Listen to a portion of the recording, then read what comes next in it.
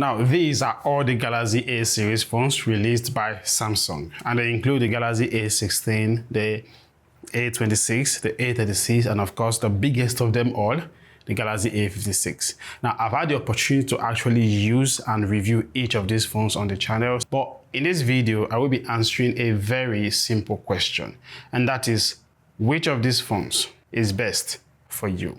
I will be starting with the Galaxy A16 4G. Like its predecessor, the A14 and the A15 that were bestsellers at the time, the A16 is perhaps the best value for bucks that you actually get in the whole Galaxy A series lineup.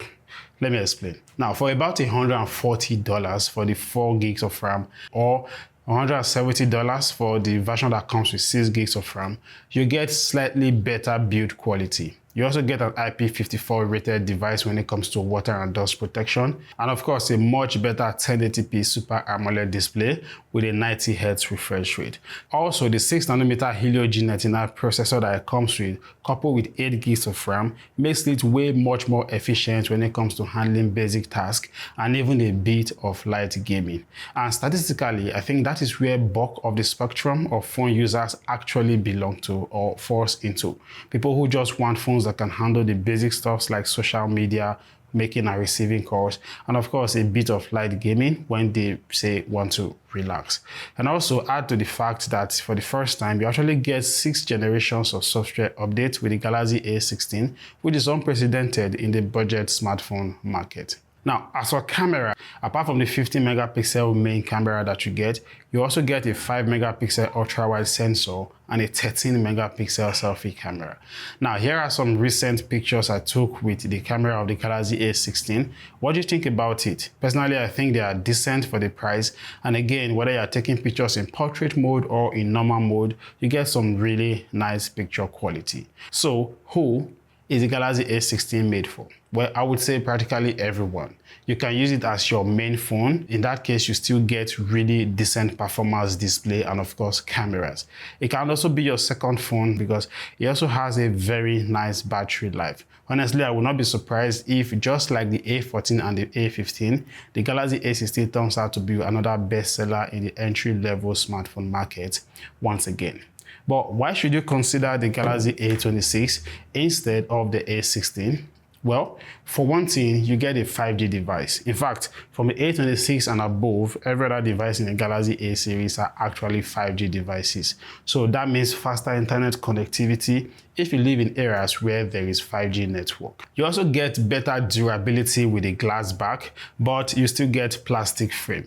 You also have a higher IP67 rating when it comes to protection from dust and water. And lastly, Gorilla Glass Victor's protection for both the glass at the back and the front of the Galaxy A26. Though the display is still 1080p resolution, but it is way smoother because now we're getting the 120Hz. And once again, every device from the Galaxy A26 and above is set at 120Hz. Now, unlike the previous devices that we talked about, which is the Galaxy A16 that launched with Android 14 and One UI 6.1, the A26 actually launched with Android 15 and One UI 7, and of course an additional 6 generations of major updates. Our region here gets the Exynos 1380 chipset, which is a huge gap or jump when you compare it to the Helio G99 in the Galaxy A16. So apart from you getting better performance in basic stuff and of course gaming, the Galaxy A26 actually runs game better thanks to its much improved 120Hz display. And you also get better battery life because of its more efficient processor. And then when it comes to AI, yes, you start to get a lot of AI features in the Galaxy A26 that really makes your user experience to be top notch. Now, with the cameras, you also get really good qualities, both in portrait and normal mode. But I think the best thing about the cameras of the A26 is that you can shoot videos at 4K 30 frames per second. So you get very good quality if you are, say, a content creator who need that level of quality when it comes to videos. Now, you may have to watch my full review of the Galaxy A26 for you to really get a hang of this device and how good it is, and how much more it offers when you compare it to the Galaxy A26. But then when you realize that the price difference between the A26 and the A16 is about $120, do you really still think it is a good deal right now? Well, for me, I think it is because it offers some really incremental improvement in all major aspects, and that is in design, display, processor, and even the cameras. The only downside of the A26 that I don't like is the fact that Samsung still decide to retain this teardrop notch that most people don't like. And of course, the fact that it occasionally would heat up when you are doing some really intensive tasks because it doesn't have a dedicated heat management system. And since we are also about halfway through the video, why not hit on the subscribe button right now so that you get subscribed to the channel for more detailed and I think very educative videos like this one. Now let's go to the Galaxy A36, which I think personally is the odd one out among all the Galaxy A series. I really don't know who it is made for, and you're going to understand very soon. Now, depending on the size of storage that you are going for, it costs about $50 to $100 difference when compared to the Galaxy A26. But when it comes to upgrade, I feel it offers just sprinkles. Now, most notable upgrade is the fact that it has an eSIM compatibility, which means you can use up to 2 eSIMs, and also the fact that you can shoot videos at 4K with both the back and the front cameras of the Galaxy A36. Remember I said the A26 can only shoot at 4K with the back cameras. You also for the first time get stereo speakers that sounds really good, but not amazingly good when compared to the single Dan Ferrari mono speakers that we have in the A26. The display is also moved from 8 bits to 10 bits in the A36, so it is supposed to actually be sharper and deeper in colors when compared to the A26. But honestly, when you play the two of them side by side, I don't really think you get to notice that difference with the ordinary human eyes. Snapdragon 6 Gen 3 is a processor that powers the Galaxy A36, which when you compare it to the Exynos 1380 in the Galaxy A35 and of course the A26, once again you don't really get to see this huge significant difference or upgrade in performance.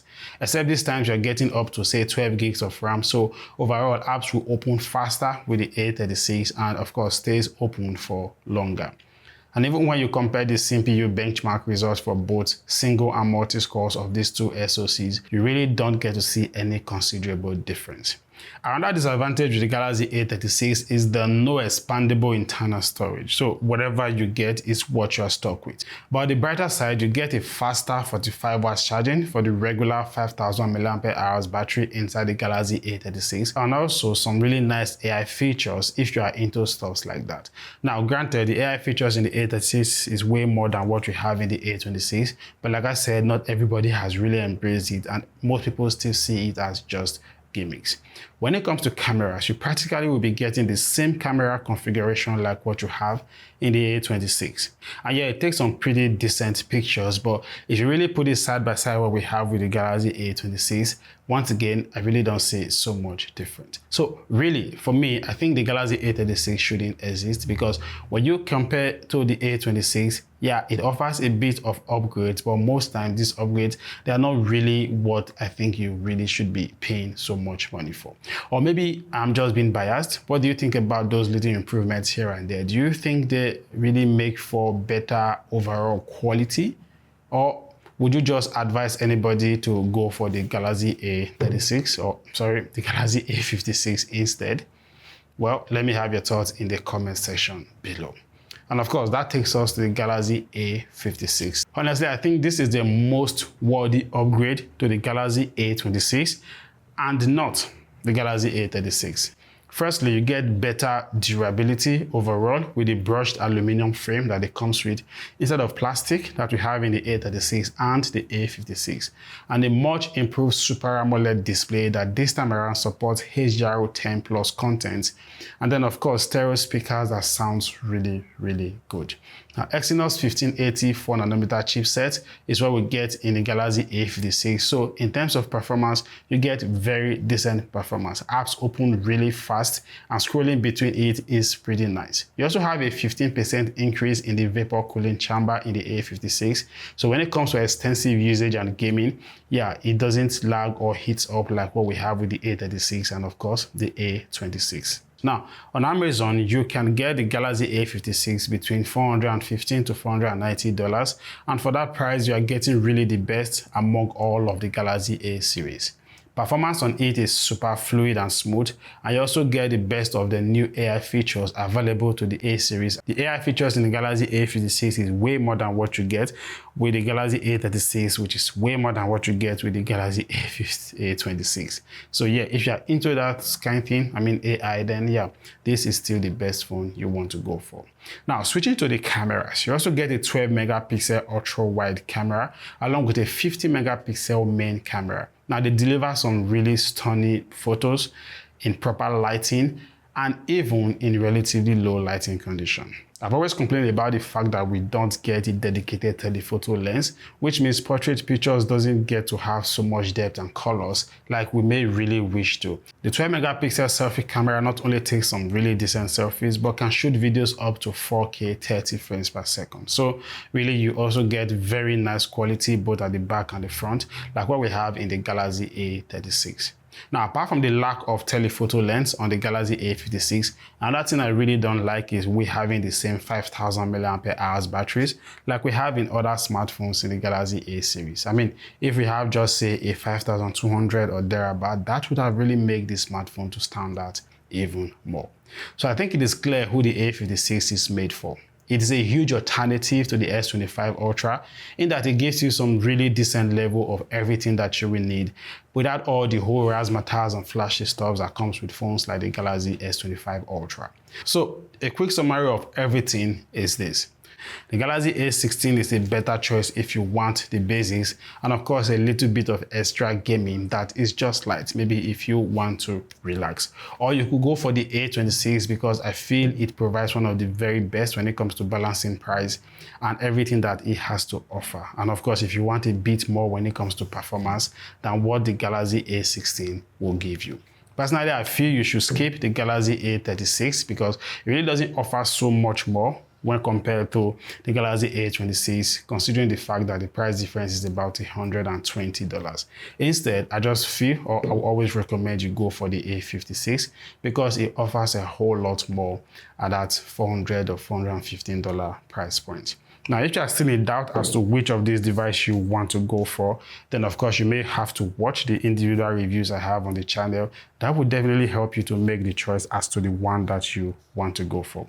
And when you have made your choice, don't forget to use our affiliate links in the description of this video to get yours, as that will be your own way of getting to actually support the channel. Don't also forget to like this video so that YouTube can help us push it to more people to see. And of course, thanks so much for watching this video. I get to catch you in my next video.